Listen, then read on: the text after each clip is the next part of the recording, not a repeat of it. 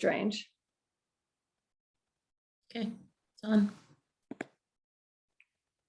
Okay, well, you know, there's a first time for everything, so hang in there.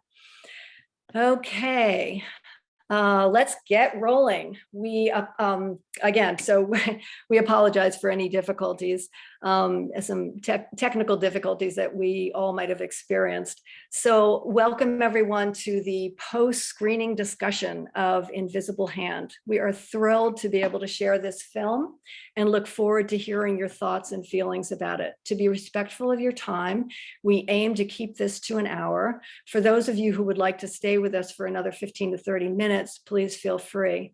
We'd like to first make general introductions, and then we will hear from Ben Price and Tish Odell. After that, we will open this up for discussion. We do have a few questions for you that we are curious about, and they will also help to guide or focus the conversation. And we're also curious to know what questions you may have. So my name is Heidi Divya-Bertu, the real one, and and Mindy Zlotnick and I are your hosts. So Mindy, take it away. Okay, and I'll just say again, if anybody has the wrong name, please change your name to the right one. We don't know why this is happening, but it is. The Virginia Community Rights Network is your host today, and we put this organization together, created in 2020. And Divya is going to be putting information in the chat as I speak, so you can refer to the chat as I go on. We wanted to give a bow of gratitude to the partner organizations who are co-sponsoring this viewing from across the state of Virginia. And this list is going in the chat as well. So thank you to Appalachian Voices, First Alliance Consulting Group, Friends of Buckingham, Protect Our Water, Heritage Rights, Virginia Environmental Justice Collaborative, Virginia Interfaith Power and Light, Yogaville Environmental Solutions, and the Yogaville Community Association. All of them help to boost the message and get the word out to a much wider field than we thought. We know that some people from these various organizations are here, and we hope that they'll bring their voices into the discussion later. To link to any of these organizations, please go to our web post on this event, and that's going to be placed in the chat, that link. We want to thank the folks at Public Herald for the spot-on creation of this beautiful, heart-moving, inspirational, and paradigm-shifting film. They're fearless and fiercely independent media by and for the public interest. Check them out. So Ben Price and Tish Odell are both community organizers with the Community Environmental Legal Defense Fund, also known as CELDF, pioneering group that was involved in bringing the now fast-moving global rights of nature movement in the early years of this century into the Western legal system. You might remember both of them from the film, and we're honored to have them here today. I'm going to introduce Ben first. Ben was CELDF's first community rights organizer, joining the staff in 2004. His extensive work includes assisting the work in Tamaqua, Pennsylvania, as seen in the film. He also worked the city of Pittsburgh to adopt a community bill of rights banning fracking. Ben participated in the founding of the Global Alliance for the Rights of Nature in Ecuador in 2010, and recently he authored the book, How Wealth Rules the World, Saving Our Communities and Freedoms from the Dictatorship of Property. He lives in ancestral lands of the Delaware, Lenape, and Mohican people in Pennsylvania. So we've asked Ben and Tish to catch us up on what's happening in the rights of nature movement worldwide. And in addition, Ben, the questions that have come up for us are, how does this impact you personally? And how does this movement actually create the systemic cultural change we need in our world today? So take it away, Ben. Thank you so much, Mindy, and thanks, Heidi, and everybody with the Virginia Community Rights Network. And hello and welcome, everyone. I hope you got a chance to watch the film, Invisible Hand. It's been now it's been a few years now since it was produced. and the rights of nature movement is unfolding globally. And it's like so many other cultural shifts and paradigm shifts, it's happening in some ways in an unpredictable way. It's unfolding. But the question that's posed is, it's interesting to me. Usually I'm not asked about how it impacts me personally, and I appreciate that. It's it's humbling, quite frankly, to be involved in the rights of nature movement and to be involved really with my colleagues at CELDF, with really being on the cutting edge of things. And I don't take so much pride in that as I do thankfulness. I'm really grateful for being involved in it, because it's been a lifelong question in my mind. Why things seem to be going wrong, why the world seems to be changing right in front of me. I've been around enough years to have seen a world where there was more life in it, and I mean that literally. More birds and reptiles, more trees, bigger trees, less development, less clear cutting, less so-called development. And I think development is such a loaded and wrong word for the building of more and more structures on land that could be used for, or left alone, could be used for its own purposes. I was speaking personally, I was a young boy grew up in the Philadelphia area. And I remember visiting my aunt and uncle's farm in South Jersey in the Pine Barrens, which is no longer the Pine Barrens, it's now suburbia. And I remember the interstate highway system being put in. That's how old I am, yes. And they were bulldozing, and I couldn't believe that they would need roads that wide. I'd been driving on 2-lane highways to visit my aunt and uncle's place, and when we get there, rode on sandy roads without blacktop to get to their farm. And here they were making these huge, they look like something as wide as the Delaware River that, you know, ran down past Philadelphia, that was going to be just turned into a conduit for more and more cars. And it's not big enough anymore. And they keep making it bigger. So the world's been changing. And it's been important to me to figure out why and how and what we can do about it. And the rights of nature, the idea of it really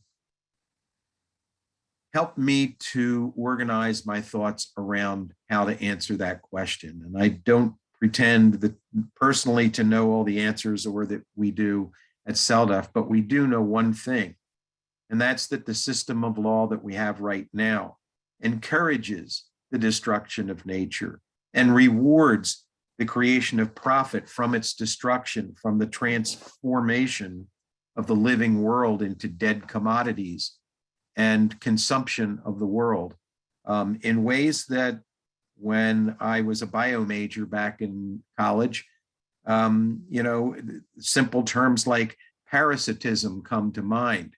There are organisms that live off of a host and may even kill the host. And there are other organisms that live symbiotically, and that's the majority of the living world. That's an insight that applies today to the human population and how it interacts with the natural world. And strangely enough, it's our laws that make that possible. It's the system of governance, and it's what's allowed and what's forbidden. What's forbidden, what I learned in the organizing, is it's forbidden for communities to protect their local environments when, in protecting those environments, they interfere with commercial interests and the production of more and more profit, more commodities, and the expansion of the economy.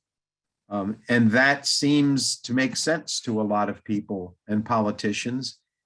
And I think it's because we're very short-sighted and we don't really notice what the impact we're having by following these rules, these laws. I think that the rights of nature, it has opened the door, hopefully, to change that, to make a difference, and to put us on a correct path that realigns us and reunites us with Mother Nature. We're right now orphaned. We need to go back to our mom, I guess. So I think that's and I didn't expect to really talk about it in these personal terms, but I think I'll just leave it at that for my introductory comments.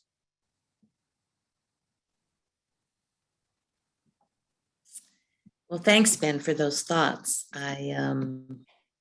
We really wanted to thank Ben here in this venue for his guidance in the creation of the Community Bill of Rights for Buckingham County that a group of us wrote. That's where Virginia Community Rights Network is based. Here in our county, we're faced with the toxic trespass of a possible industrial gold mine. And the proposed ordinance Ben helped us has become a really effective organizing tool. And it's really galvanizing local community support to assert our local rights and responsibilities in regards to making local decisions that affect us. So I wanted to acknowledge Ben for his support in that process and the support of CELDF in general. So thank you. So now I'll turn it over to Divya. Okay, so I'd like to add to what Mindy just said is that we modeled our ordinance here in Buckingham after one written with Ben's guidance and made law by the city of Halifax, Virginia around 2008 to protect against uranium mining chemical trespass. And those links are both in the chat now. And you can also go to our page that focuses on community bills of rights, and you'll see a variety of those across the country. So we're so happy to introduce Tish Odell, community organizer for CELDF. For the last 10 years, Tish has been involved in community rights and rights of nature work, starting in her own community of Broadview Heights, Ohio.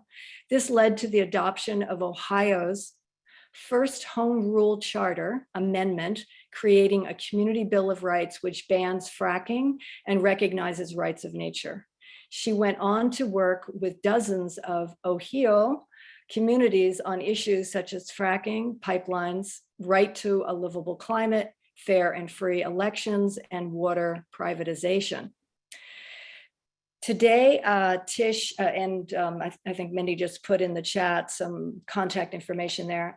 Today, Tish also works with communities across the country and internationally. She assisted the people of Toledo with their effort to pass the historic Lake Erie Bill of Rights, the first law on United States settler colonial land to recognize the rights of a specific ecosystem. Tish is a CELDF Democracy School lecturer and a founding and current board member of the Ohio Community Rights Network. She recently edited the book, Death by Democracy, which chronicles 7 of these Ohio community rights stories. Tish lives on the traditional lands of the Iroquois Confederacy, or Haudenosaunee, the 5 nations.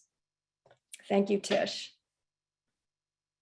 Thank you, Heidi. Thanks, Mindy, and to the Virginia Community Rights Network. I just think it's inspiring to see all these different people from all over the United States. And, you know, whether we talk about, you know, a gold mine or algae problems in Lake Erie or a pipeline or whatever it is, you know, I used to think those were all different, right? And that's one of the things that I think the film's really good at showing, that they were all separate, different issues. And rights of nature for me, and Ben was my mentor. He helped me. Everything I know, I learned from Ben. No, so I don't know if that's good or bad, Ben. No, it's good. But you know, and we all, I think, start in that place where, you know, and that's part of how we've kind of been brainwashed and conditioned that we're going to fight each of these issues individually. one at a time, and we can see like that hasn't gotten us very far. And so rights of nature at the beginning, I'd never heard the terminology. I didn't know what it meant when I started in my community. And so it's been a big evolution for me personally. And I look at it, I feel so small, and, you know, because I'm only one human, just like all of us on this earth. And I'm just trying, you know, to, I guess, share my experiences and my stories. And that's what this is about. And it's about planting seeds. And I don't know what's going to happen, right? Where are they going to sprout? And just like all of you, as you watch this film now, and we have conversation about rights of nature that we share with other people, then you're going to tell other people. And to me, you know, I think that's really what this is all about. And it's trying to get out of that, lifting that veil, you know, layer by layer, because we've really been brainwashed from the very beginning in this Western culture of how we view our connection to Earth and our relationship to each other. And some days, you know, it's hard, right? It's some days, and some of you may feel that, right? That you get very discouraged, or you read things in the paper, or you see things online, or watch some video. And sometimes what I read, you know, it physically hurts my heart on some days. But then other days, you know, I feel very hopeful. And one of those days was several weeks ago when I actually finally got the translation of a decision in Ecuador, the Los Cedros decision. Some of you may or may not have heard that, about that. I think you can put something in chat. We're going to have a webinar about this translation of this very important court decision in Ecuador by the Supreme Court about rights of nature. Because as some of you may know, Ecuador, and if you watch the film, I believe it was in there, Ecuador actually has rights of nature in their constitution. And the decision was written in Spanish, so of course we couldn't read it. And some of us used Google Translate to try and get some of it, bits and pieces of it. But what we actually did is we worked with GARN, and actually had a lawyer who speaks Spanish from GARN, and a lawyer that we've worked with here in the States who speaks Spanish. And so this is the actual legal translation. So it's very hopeful and amazing. And Toledo, the judge there, some of you may, or I can't remember, I'm sorry, the movie, where it ended, but the federal judge overturned the Lake Erie Bill of Rights, which, you know, some people may see that as a loss, but I don't ever, because so many people learned about rights of nature through that action and that decision. So the judges, I should say, in Ecuador ruled quite differently. And it's so inspiring. And I hope you'll join us for our webinar. We don't have the registration link yet. We should be getting that this week. So please pay attention for that. So I guess what I'm just going to say, Lake Erie for me is what got me very motivated. I'm only 10 miles from Lake Erie, and she's still being harmed, and the system isn't working, and just bringing new development to her shores is not helping her, because new development and tourism is not rights of nature. That's not a reason to do it, to get water clean, because the fish, the plants, the birds, they don't care about more tourism. It doesn't help them. So I'll just leave it there, because I know you guys are going to have great questions and conversation, and we'll address those. Tish, were you going to speak about the Great Lakes Community Bill of Rights? Sure. Well, I mean, that's one of the things that the Lake Erie Bill of Rights did, and that's on one of my up days too. That's another positive day, right? When you get a call, and Ben actually helped me, you know, we worked together on that, and you get an email from a legislator in New York that says, hey, we want to put together language for a Great Lakes Bill of Rights. And he says, you know what, the whole Lake Erie by itself, that wasn't enough. And so that someone is actually putting together that what happens in one lake doesn't stay at the borders, right? It moves to the other lakes, and all the Great Lakes are connected. And so that we actually need rights of nature and protection for all the Great Lakes. And so that's another one of those amazing days. And so that's where we see the movement moving and moving forward, and we don't know where those seeds are going to sprout. And so we're really, you know, happy that that happened, and we're trying to, obviously it brings up a lot of questions. How does this work? We have the Great Lakes borders many states. It borders 2 countries. How is this going to work? So we're figuring it out as we go along.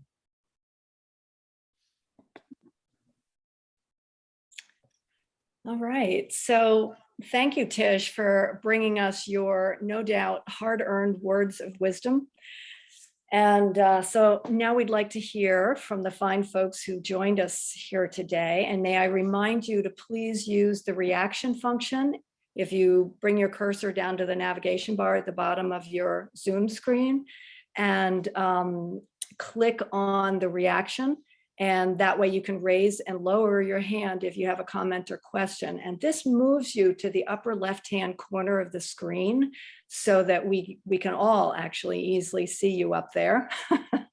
And if you are in speaker view, now would be a good time to be in gallery view so you can see all of us. If you prefer to put your questions in the chat, we'll attend to them as best as possible. So I think Mindy is putting those in the chat now to remind you of the questions we asked you in the invitation to this event. So what do we have cooking? Let's stir our communal pot. How does this film and conversation impact you personally? And how does it inform your work in the world? How do you see that this movement actually creates the systemic cultural change that we need in our world today? Tish and Ben are happy to answer your questions and respond to your comments. So again, please use the raise hand feature and unmute yourself when we call on you. Thank you. Who'd like to start us out?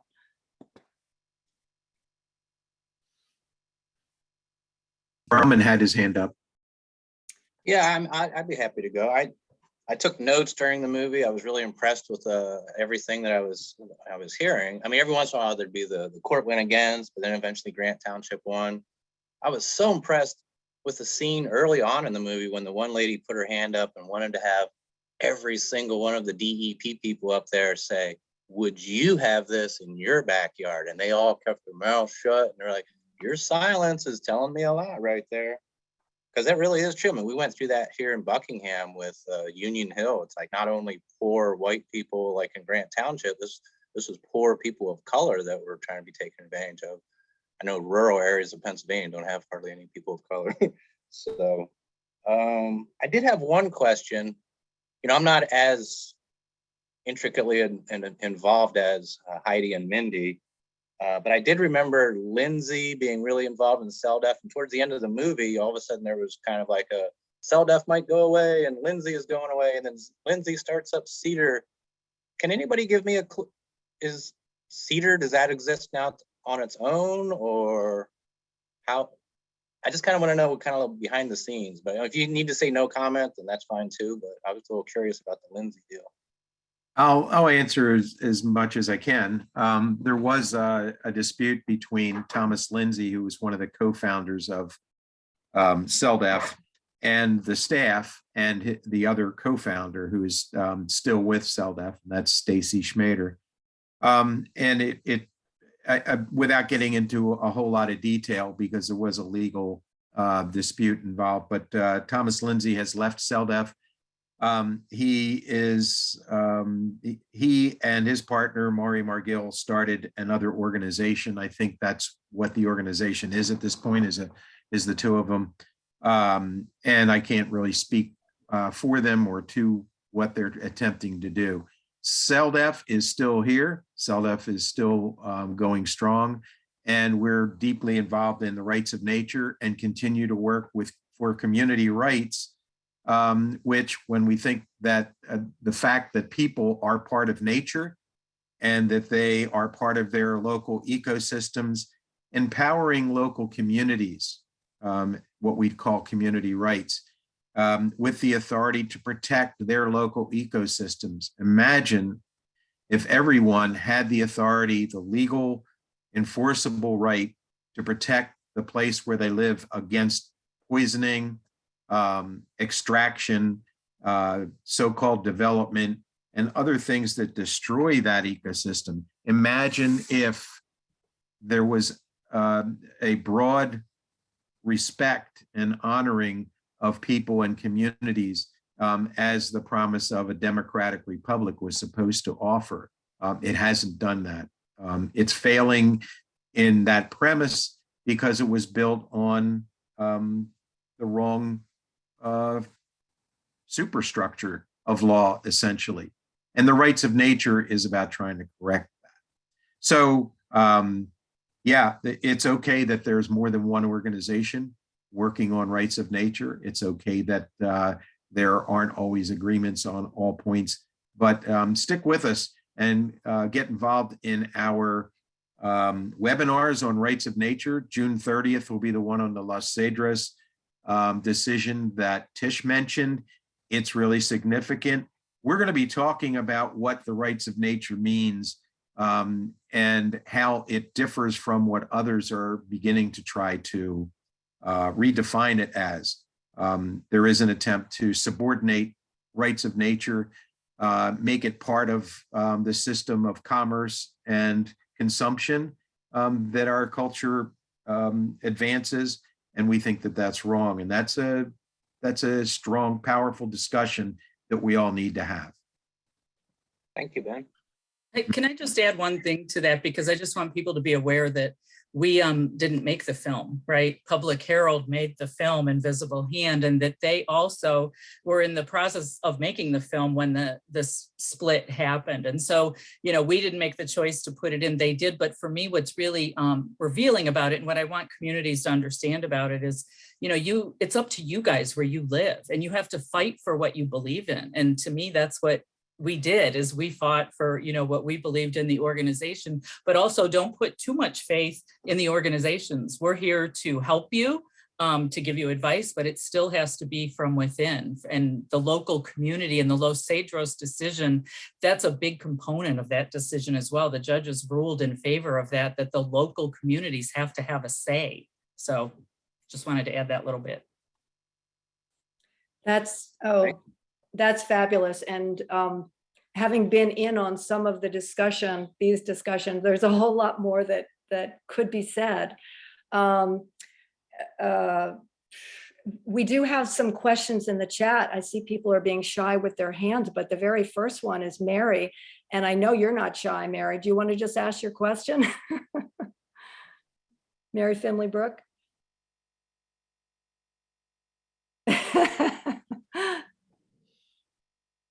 I was sweeping the other room as I listened. Oh, multitasking. So what I wanted was to hear a little bit more about how the Buckingham gold mining case is potentially the same and different from other cases, ranging from Ecuador internationally to some of the US cases, and to kind of have your collective wisdom on what Virginia and specifically the application to gold in Buckingham means in this larger movement. Well, I'll answer, and I want Tish to also follow through on it, because they're all connected, just like nature. It's all connected. So if gold mining goes forward in Virginia, what are the consequences? Well, the ordinance that we drafted, and it was really a collaboration between Virginia Community Rights Network and CELDF, and I was privileged to work with folks in VACRN, but we were trying to identify what is the basis for the problem. Why shouldn't it happen, this gold mining? And toxic trespass is a term that we use, and we use it because we want to scare lawyers. And poisoning doesn't scare them, apparently, but they mean about the same thing. It means that people and nature have a right not to be poisoned, not to have toxic trespass. Trespass being that property-based concept in law that says my body is my own, or this ecosystem is its own, and it shouldn't have anybody jumping the fence and walking around on their property with their poisons. So I shouldn't find somebody else's poisons from mining in my bloodstream. That's toxic trespass. That's poisoning, and that's being where you shouldn't be and you have no right to be with your chemicals. Same for the environment. And so the ordinance is written in that way. Is it similar to what's going on in Ecuador and the case for Los Cedros, the rainforest there, the protection of it against the mining, the extraction that was planned for it? Very much so. Whether it's gold mining, oil or gas extraction, whatever it is, the impacts on the communities of people and the natural community, and altogether it's one community. The impacts on the community of life are devastating. And the community itself, the people and the ecosystem, we are arguing have rights that supersede the privilege of extraction and making money for a few. The good of the whole certainly must outweigh the privileges of a few. And what is exciting about the Los Cedros decision is that there in Ecuador, the courts have said, yes, that's what our new constitution says. And yes, the forest has these rights, and no, the corporation doesn't have a right to violate them. We haven't reached that far in the United States. We're not quite that evolved in our way of looking at how to arrive at the common good, unfortunately. But the Buckingham Ordinance is an attempt to move the needle, to move in that direction. And Tish may have some more to say. Well, it's really interesting, Ben. I appreciate that. And the question, because I read this morning, I still read a paper, I get a Sunday paper, and there was a little blurb in there that's so relevant to this. And it was about the Antarctic and plastic. And they found microplastic pollution for the first time found in freshly fallen snow across Antarctica's pristine Ross ice shelf. And out of 19 samples, 13 different types of microplastics were found in all 19 samples. You know, so this idea that what we do in one place doesn't affect all of the earth and other places is, I mean, it's ludicrous. I mean, and our whole legal system is based on this, right? Our regulatory model and system that we think we're protecting the environment, whether it's the water, the air, the soil, whatever. You know, and it's just, that's one example. And in Ohio, we've got right now with the Great Lakes, there's a community that wants to put in, it's not the community, it's a corporation, obviously, in this community, a GMO salmon farm. And what's so ridiculous is they're going to withdraw 3 million gallons a day from the aquifer in the community, so that every day, for this salmon, like somehow it's natural to have salmon in tanks on land, right? And it's going to create a ton of waste, but they've been modified. So in other words, because the corporation has to make profits very quickly, the fish has to grow very quickly. And so that's what they've done. They've genetically engineered it. So it eats continuously, these fish. That's how it grows to this big enough weight to be sold to make profits for the corporation in 2 years, where normally it would take the salmon many years to get to that weight. Well, when these fish, if they get out and there's tons of waste, 3 million gallons of water a day, or, is also going to produce a ton of waste. And that's going to go in the rivers, which lead to Lake Erie. Well, if any of these get out into Lake Erie, they will now be devouring and eating continuously what's in the lake. Those fish will not stop at Lake Erie's border. They will continue to swim into Lake Ontario, maybe Lake Michigan. And if they mate with other fish there, that's going to then, we don't know. So this idea, we know this all ahead of time, and we don't want to prevent it somehow. We're going to let it happen first, and then it's too late to stop it. And what's interesting, again, I hate to keep bringing it up, but it's very fascinating, is this Los Cedros decision, because these judges addressed that and said, if we don't know scientifically what's going to happen, and there's doubt, we're not sure, that means it can't happen. It's got to stop. So totally different than here, where we're regulating these things and thinking we can control what happens. And then if it doesn't work out, oh, well. So I see Joe's hand is up. This is such a great discussion.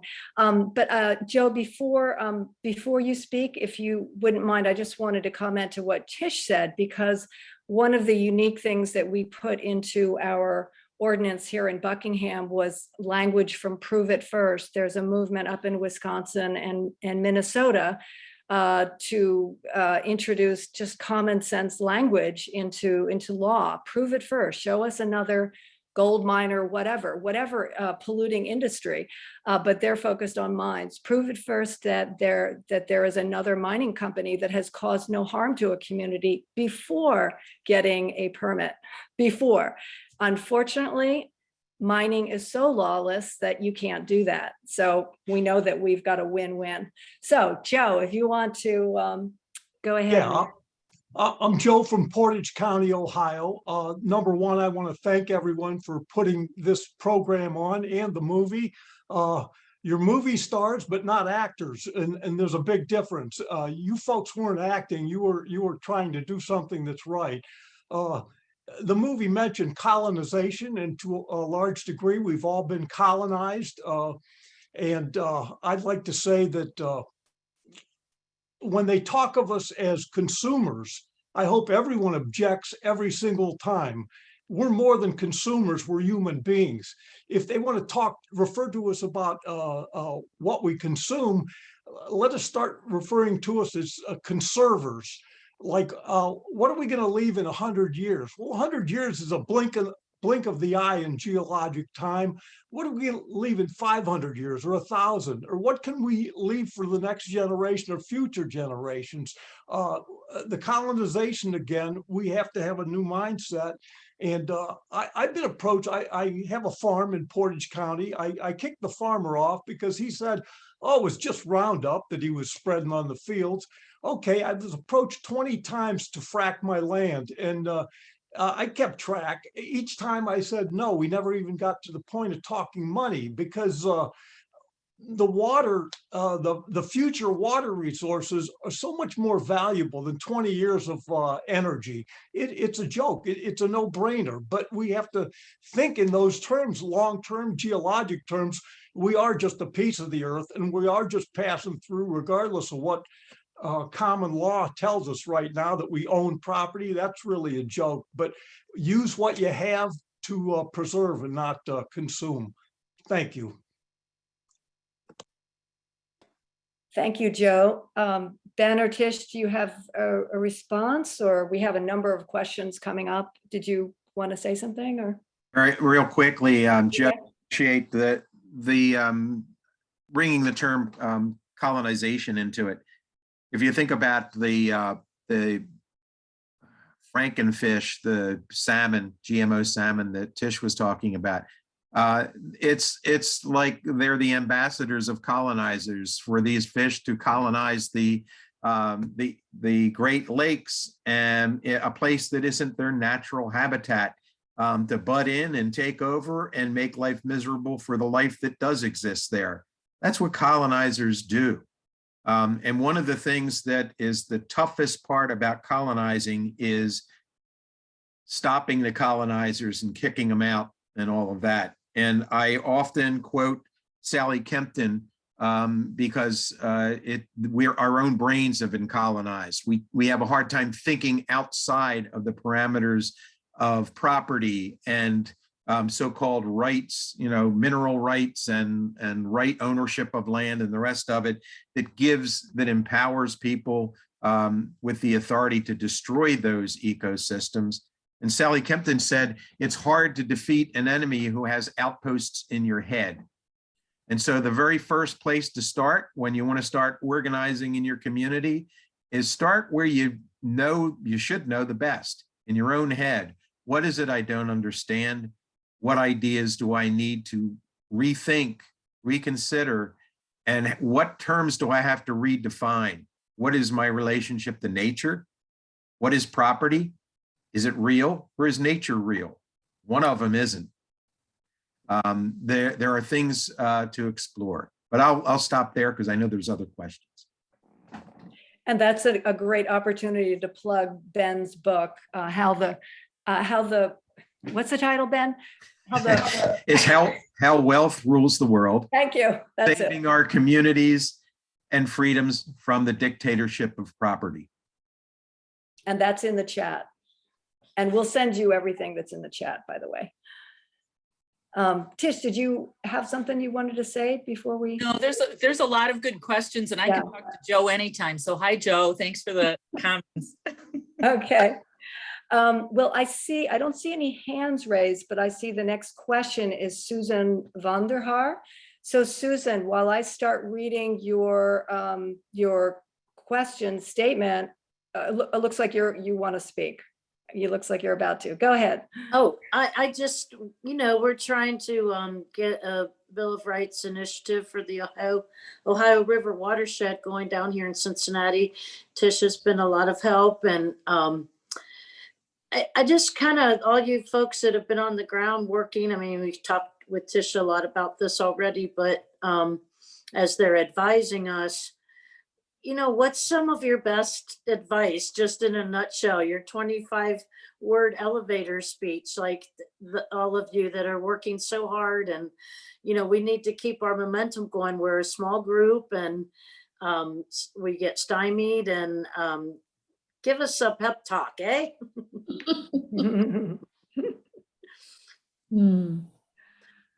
Who wants to? You're talking to some of the other groups, right, Susan, not like me or Ben? Right. Well, that's certainly something that a strategy I've had more or less success with, and that's trying to reach out to other organizations and pull them into this. And in fact, at 5 o'clock, I'm going to go on a Zoom call. It's an interfaith youth talking about climate change, and I'm going to get my insidious little self in there and say, rights of nature, because I've worked as an environmental advocate my entire life, basically since I was 8 years old on the first Earth Day. I was like, yeah, that's right. That's what we got to do. Save the earth. And I'm still trying to figure out how to do that. But I think rights of nature is ultimately, this is the way. This is how we value the earth, by recognizing her rights. Exactly. So I just am looking for just some inspiration, which I always get when I join with a group like yourselves. And I admire you and your perseverance so much. Thank you, Susan. Mindy.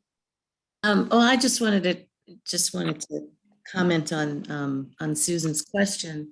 I think for me, it's important to remember that what we're doing is changing the system, and the system is really, really embedded and entrenched. And I have to keep that front and center and remember that this is a difficult task that we're doing. And if we succeed or not, we're just chipping away at the change that's needed, that I see as needed. I think that we all see as needed, and that was really represented in the movie. And so watching inspirational movies like that of people who actually succeeded, I mean, they're still in process, helps me. But just to keep things in perspective, I mean, we're doing this ordinance. We wrote this ordinance, and we've collected we've collected close to 1,000 signatures in a community, in a county that has 15,000 people in it, and we're going to bring it to the Board of Supervisors. And what are they going to say? And I don't know, but that's just the process that we have to do to keep chipping away at it. And that if we get the ordinance passed or not, it's not about that as being success. It's about staying focused on the change that we want to see in the world, that we want to see in the future. That for me is what's inspiring. Yeah, I was just going to say quick, maybe some people don't know, but I mean, like Susan's in Cincinnati working on this, and you guys are working on it in Virginia, and there's people in North Carolina working on it. And there's people in New York, and there's people in Oregon, and there's people in Colorado and in New Mexico. And so that's just, in the United States, Nova Scotia, there's people in France we've worked with, there's people in Australia. So it's happening everywhere. You just are then in your community and may not be aware of that. And so, don't, like what Mindy said, I totally, agree with. It's like, yeah, it's hard. We're trying to change the whole system and all this brainwashing. It's not going to be easy, but there's a lot of people catching on. I wanted to just interject that it was mentioned earlier, it's great to see so many people from all across the United States. And I did notice, and I forgive me if I say the name wrong, but I see Nazili Toure from Ankara, Turkey is with us. It was put in the chat. Associate professor representing the Turkish Council of Women. So welcome. And yes, this is a global movement. This is about changing the way the world works, because it's the whole world that is under threat. And it's the whole world, the whole human world that is responsible for doing something about it. Our conversations are important. Changing how we see things and talk about things is really important. And so, Susan, when you wonder what to do and what others have asked in the chat, what can you do? First thing, let's get out there and talk about it. Invite us in to talk with your folks about it. Come to our webinars and all of it. And the next thing is, let's do something about it. And that's what the whole effort in Buckingham County is, with their ordinance, with the Great Lakes Bill of Rights. It's been introduced into the legislature in New York State, with the Lake Erie Bill of Rights, with all of the efforts to change the law, whether it's in the United States, whether it's in India, wherever it is. Let's open up this conversation and make it so that it's impossible to ignore. That's what we can do. Thank you. Some great things are being said. I'll also point out that it's about communication and connectivity, and remembering that we're all one, even in our separate areas. But that's the essence of it, isn't it? That we are all one and interconnected. And so as we learn, we share and share what we know. And that's about getting out of our comfort zones too. I see there are 12 new messages. So I'm going to get to the next one. There's a high school environmental science teacher. Francis, did you want to speak, Francis? Or do you want me to? Oh, yeah, good. not so much. I just, it is very inspiring. And I also teach government. Having the documents, both from the ordinances from Halifax and from Buckingham, are really helpful. Kids, their minds need to be shifted too, but they're not as ingrained. And so it's a whole awakening for them that can lead us in all kinds of directions. So, and the young people are pretty freaking awesome. And natural activists. So anyway, so I'll be in touch, Heidi, and others of you that are local to us for the next school year to get the kids and you connected. Thank you. Fabulous. I love working with kids. Actually, we opened up our ordinance so that kids could sign too.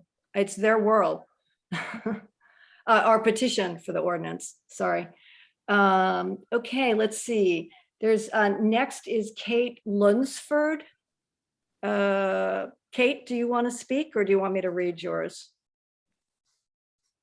I can just say what my experience has been here in Washington State. There is a statewide group that's interested in giving rights to the orca, which is our iconic canary in the coal mine, and there are other groups that are very interested in preventing the spraying of herbicides on our state lands, and not to mention the private timberlands, but especially our state lands that are harming people and the environment. And I am working within my environmental community in Snohomish County and trying to figure out a way to get our voices together, in touch, get a network.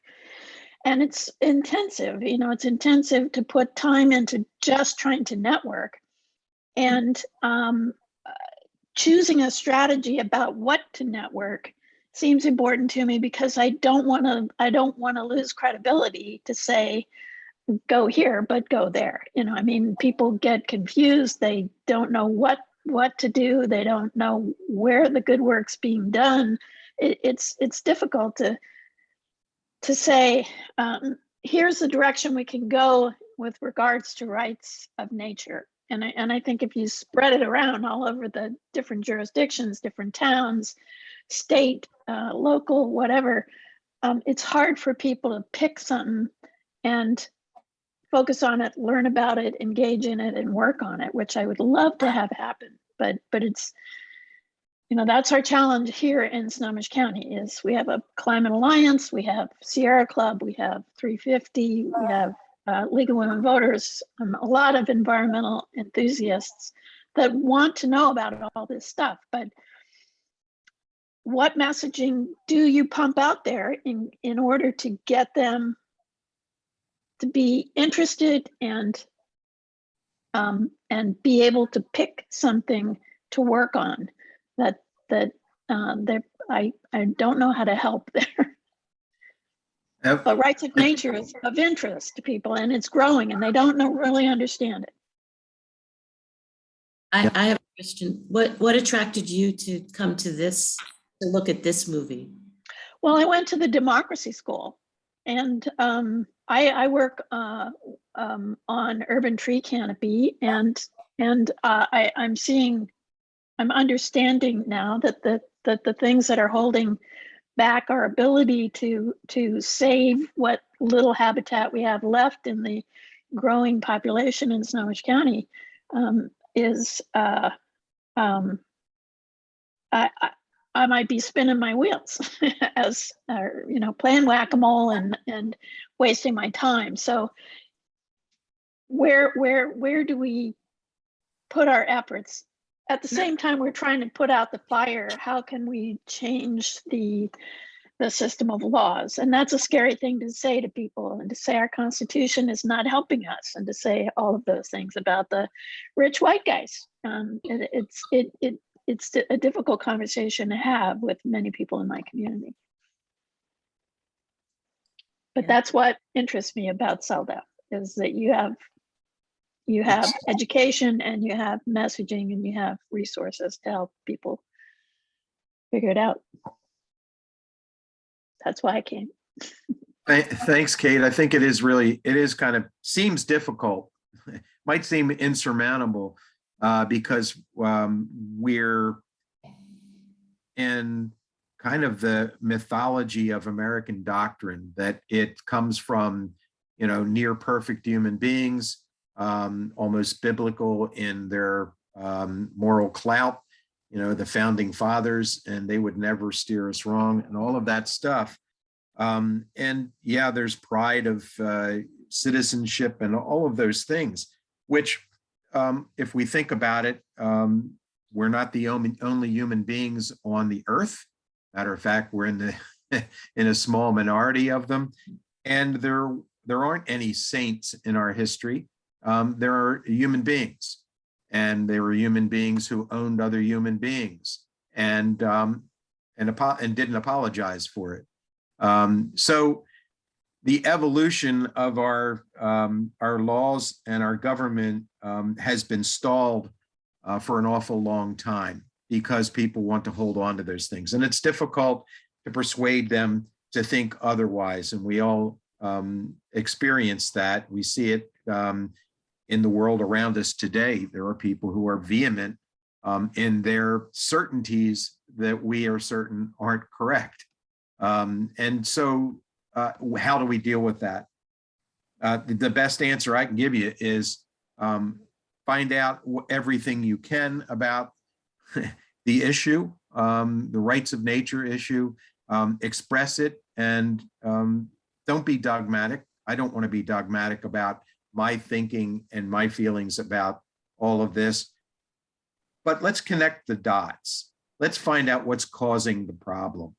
And let's stop using tools that don't work. The problem with talking to organizations that are committed to reforming the system as it is that they're never going to change it fundamentally.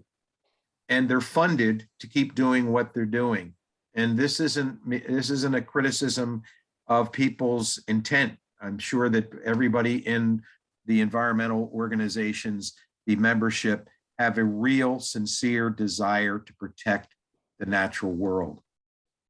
But the strategy and the tools that they're using They've often enough, they've been fooled into thinking that they hold the promise to create the outcomes we need. We can't regulate the destruction of nature and pretend we're trying to protect nature. You can't regulate armed robbery and say that you're against armed robbery. You can't regulate any crime and say that you're against the crime. Killing the earth is a crime. And it's something that we need to say out loud and not be shy about.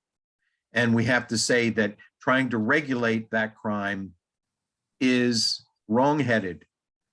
You know, is it judgmental to say so? It's about deciding what strategies are going to yield the outcomes you want. And that one isn't going to yield the protection of the earth. I want to. If I could just pause for a moment to point out that it's a little after 3 and to thank all of you for joining us. And if you'd like to stay on for another 15 to 30 minutes, please feel free to. And a parting question for you is, do you have an issue, if you're leaving now, do you have an issue in your community that would be well served by creating a community Bill of Rights?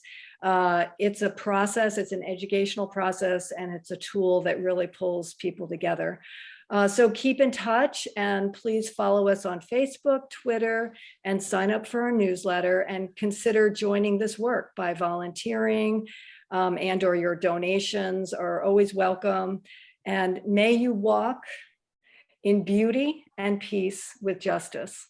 So feel free to leave and the rest of us will continue on with this lively discussion.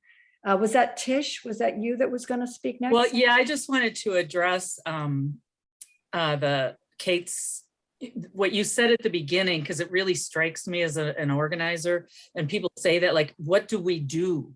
What to do? And it's like, I think that's part of our culture too, right? We're so conditioned that we like, and even the word activism, right? And we don't view like learning about something new and educating our neighbors and talking to them that we're doing something. So many people I talk to, they're like, yeah, that's all great, but what can I do? You know, and it's like that idea of spreading seeds because we don't have the media on our side and people are so engaged. I forget that piece we shared, Ben. I think it was called something like A Parade Is Not a Protest. I think was the name of it. Right. You know, we think if we get out in the streets and carry signs, we're doing something, when in the end, that really doesn't have much of an impact. And we're always like and talking to electeds who they already know how the system works, but we don't talk to our neighbors. We don't talk to the people in our community, and we don't see that as doing something, but it's doing a lot. And so again, it's reframing things in our mind. So I just wanted to add that. Okay, so somebody help me out here. What's the next question? I think it's, and forgive me for pronunciation. I think it's Kashav, Bajula. I think you're next in line for a question. If you'd like to speak, I'm just going to scroll back to Sharon Wayne, also, who points out that she's part of a creation care task force for the Episcopal Diocese. Glad to hear you. Another activity you may want to know about is a walkathon this coming Saturday in 60 cities around the US. Yeah, collaboration, that is another way. But Kashav, are you still on here? I don't think so. Okay, how about Joan Farb? Can you, maybe it says, what can you do if the Board of Supervisors are planning to put 2 synthetic soccer turf fields, even though the Parks and Rec advised not? There is a large field available to be made into natural soccer field. The synthetic turf has PSOAS. I think that's Charlottesville, actually, that she's talking about. Not sure. That's I don't know that we can speak to that without Joan. Okay, I just unmuted. Oh, there you are. Okay, sorry, didn't see you. And this is sort of like last minute question, because yesterday I was at a picnic and a friend that lives in Montgomery Township. Said she had a couple questions to ask me, since I'm sort of like a environmental advocate and many issues in our area. I live over in Newtown, in Pennsylvania. Anyway, she had told me the situation, and there's a group of people that are absolutely against it. And she was asking me for some suggestions. And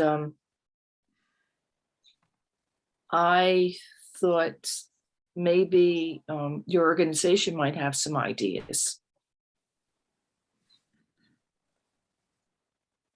Well, when it comes to development of that sort, and you're in, is it Newtown? Is that you're talking about outside of Philadelphia, right? Delaware County? She lives in Montgomery Township, and this is where the soccer fields are going to be. Okay, And that's in, Montgomery County. got it. I'm over in, I live in Newtown in Bucks. And Bucks, okay. Usually by the time we hear about things like this, it's really late in the game. So the the planning's already been done. The landscaper, the architect, everybody's been paid. It's ready to go in, and then we get a call saying, how can we stop this? Probably we can't at that point. And too frequently, the way that these projects go forward is the community, the public doesn't know or hear about any of it until the wheels have been turning and it's a done deal. That's a tough place to be. So, I'm not going to pretend that we have a solution right off, and maybe there is, but we'd have to look at specifics. In terms of rights of nature, how does it apply? Well, I don't know. Again, we have to look at the specifics, but what is the field now? Is it a field that they're changing it to a different surface, but it was a grass field or whatever? It's not exactly saving an ecosystem if the ecosystem's already destroyed. But again, it really depends on the specifics. And more than anything, it depends on the community and the energy of the people involved, the people who are concerned about it, what they're willing to invest, how much time, for how long, and how serious are they? If there is that kind of commitment, quite frankly, almost anything can be done. But is there that? That's the first question, I think. Okay. They're doing a study on the feasibility of these fields. This is what she told me.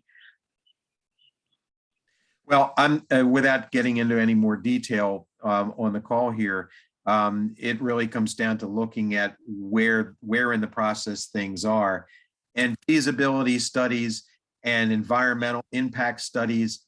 I'm just going to make a bold statement. This is my opinion. They're all baloney. Okay. You know what? I'm just seeing that Sharon Wayne needed some instruction for unmuting. Are you still here, Sharon? She can't speak up. Oh yeah, there you are. I actually found my way to it. Oh, okay, there you are. And I don't mean to jump anybody else if I'm not in line here. But first off, I want to thank you for all of the information here. It's quite interesting. I feel I stand in the shadow of giants in this area of concern, and I'm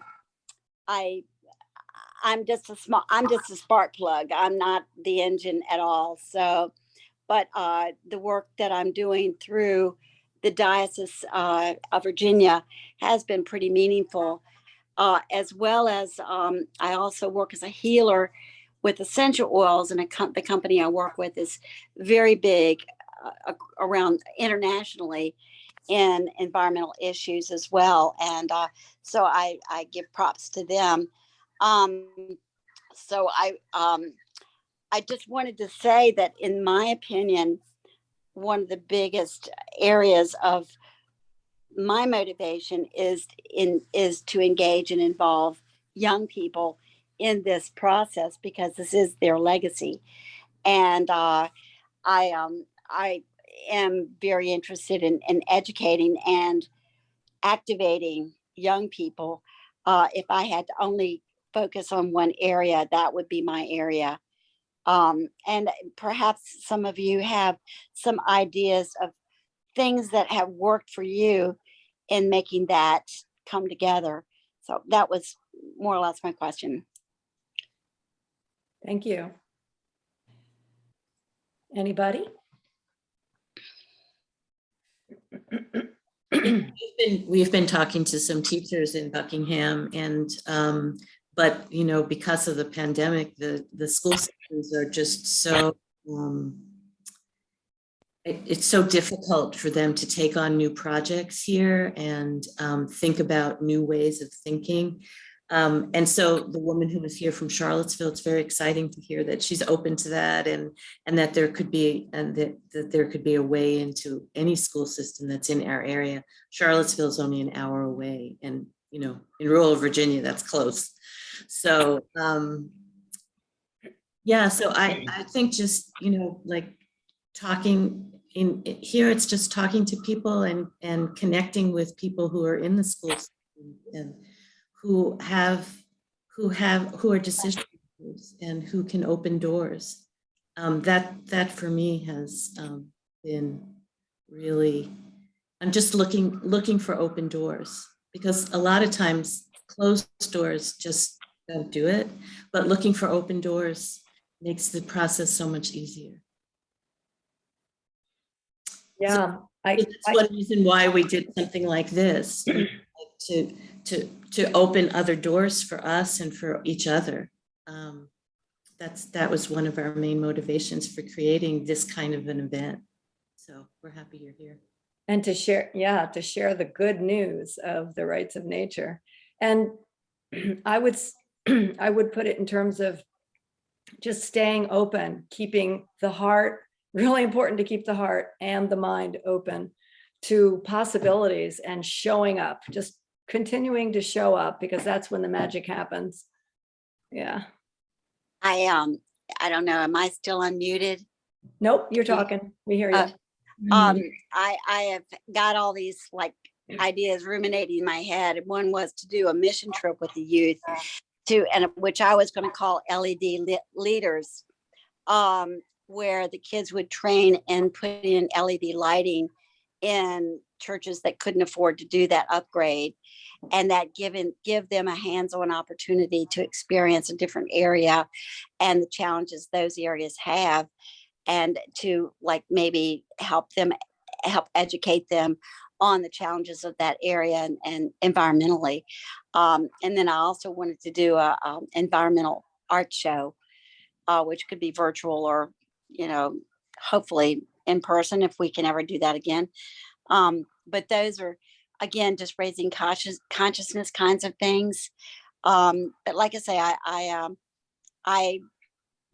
I'm very much the spark plug kind of person that wants to just reach people where they live and get them doing anything that's going to be a positive action. And hopefully that will create more momentum on whatever level, because I think it's just that what I've got an Ethiopian proverb that I use that says, you know, that 1,000 spiders can tie up a lion, you know. Mhm. You know, it's that community of work that's going to make the difference. So anyway, thank you. Thank you, Sharon. So I'm not sure. I think I got all the questions in the chat, unless somebody wants to assert. Please do. What about Karen Bearden? I didn't see that, see her in the chat. Mindy, are you on that now? You can, Karen? I didn't really have a question. It was just a comment that made Joe and I upset. That's all. It was just a comment. About the movie? Did you Yeah, want to? no. So I'm scrolling up to see it. Where'd it go? Yeah, so, you know, my husband, we live in Raleigh, North Carolina, and I know there's some folks in Virginia here, and, you know, we've been working to stop the Atlantic Coast Pipeline that we stopped, yay! And now the MVP and biogas and wood pellets, there's just too much going on. And sometimes it just feels like a waste of time to go to these public hearings and do the comments and stuff like that for the North Carolina DEQ, just like they were doing in Pennsylvania, Ohio. Just, are they listening to you? And then, you know, the permit is considered property owned by corporations. Corporations have constitutional right to do whatever the permit says, and the people don't, because of the current law and constitution. That obviously has to change, you know, and, you know, in DEQ, EPA, they were never intended to protect our communities. They regulate the harm. They don't stop the harm. And you know, and that's pretty obvious from what they keep saying yes and yes and yes to, you know? So yeah, it was just a comment that was upsetting. And I'm glad that you're doing the work that you're doing. Thanks. sure. It's a really good observation, Karen. And maybe it's a little frustrating to think that environmentalists and activists have been arguing for the enforcement of environmental laws since they were put in place, you know, beginning mostly like in the 1970s, and acting like, boy, if we could only get them enforced, things would be so much better. Well, we've got more environmental laws and regulations on the books over, you know, now into the 21st century that no one even knows what's in them anymore, I think, or maybe environmentalists do. But the fact is that things aren't getting better. The environment isn't getting healthier. It's not being protected. Species aren't being saved. People's health isn't being protected. And that's because the tools that we were given were really meant as part of a shell game to distract us from really addressing the culprits. And when you mention corporations and their authority to do things in our communities that we are blocked from stopping because corporate property has rights under the Bill of Rights. Corporate property, that's what corporations are. They're a kind of property, jointly held property. And when property has rights and people don't, it's just a bizarre situation. You know, under prior to Civil War in the United States, human beings could be property, slaves, you know, what they called slaves. People in bondage were considered property, and they had no rights. Now we have property that aren't people, and they do have rights, and people don't. Things are upside down. And that's why things are off the rail. That's why things aren't working well. And we can throw our hands up and look around and say, you know, we're going to hell in a handbasket, environmentally, politically, in all kinds of ways.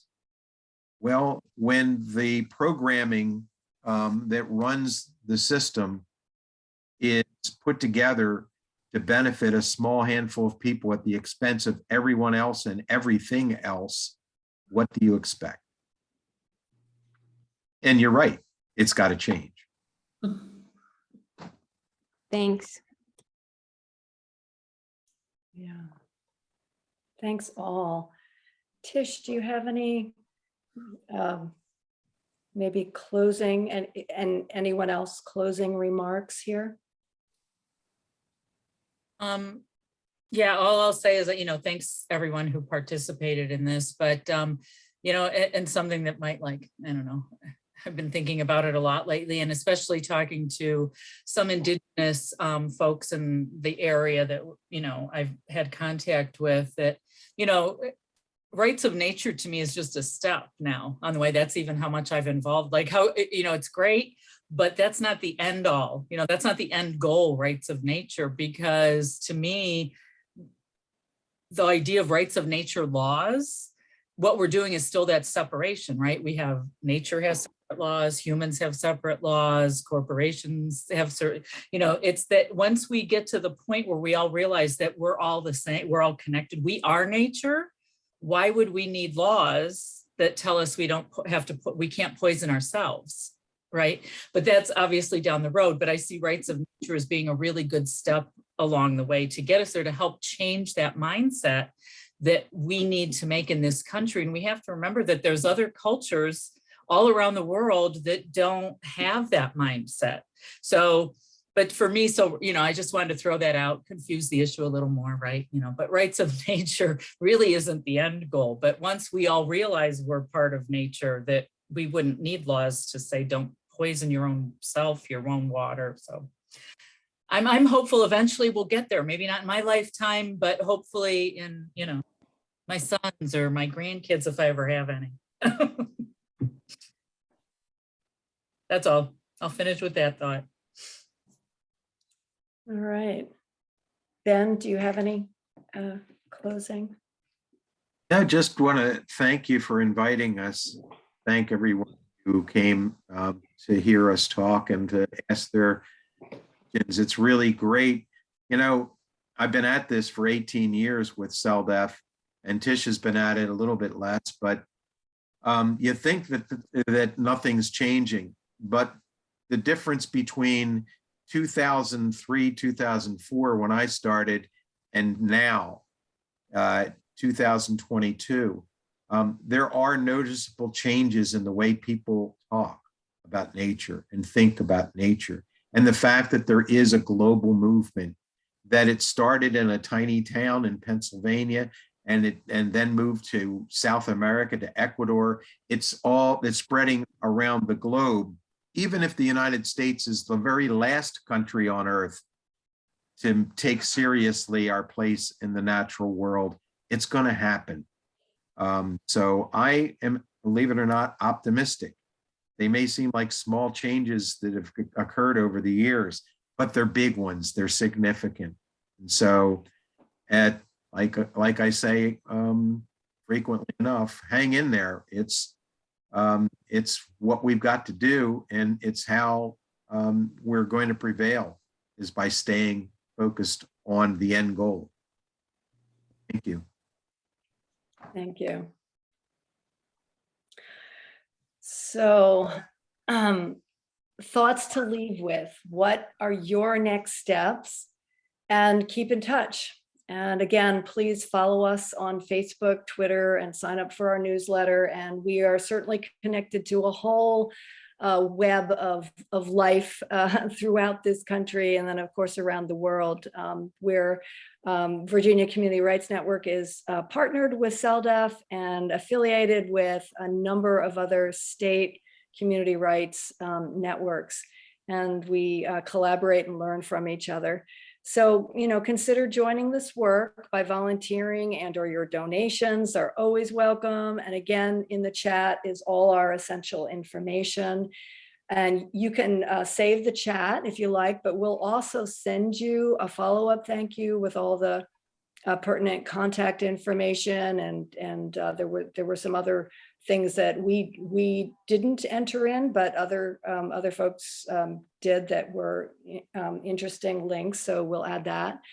Thank you for joining us. And again, may you walk in beauty and in peace with justice. Namaste. Namaste. Thanks, everyone. Thank you. Bye.